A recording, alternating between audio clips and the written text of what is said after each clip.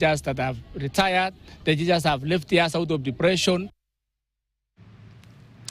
More than 3,000 members of the Anglican Church of Kenya, Kapenguria Diocese, on Sunday held a peaceful procession in Makutano town, marking renewed efforts to resolve a 5-year leadership dispute that has divided the church. The congregants, drawn from across the county, gathered at the ACK grounds in the Kilimanjaro area after marching together in a show of unity.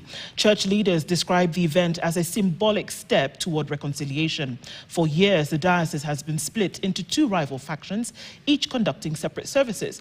The standoff escalated into court cases and at times forced some worshippers to stay away over fear of chaos. Speaking during the joint service, senior clergy Joshua Korinyang said the procession was a deliberate effort to promote peace. Nasema na kushukuru sana.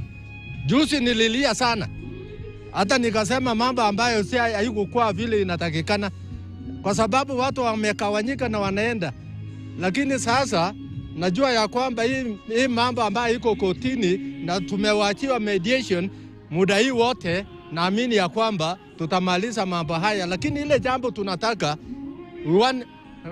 justice ile iko kwa Amos iweze kuroll like a river. Tuharakishe mambo ya uchaguzi, kanisa iendelee.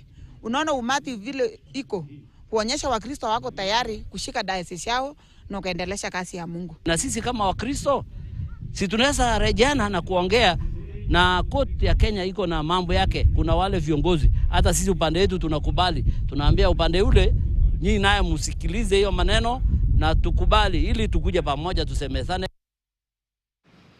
Police in the Cherangani area of Trans Nzoia County have seized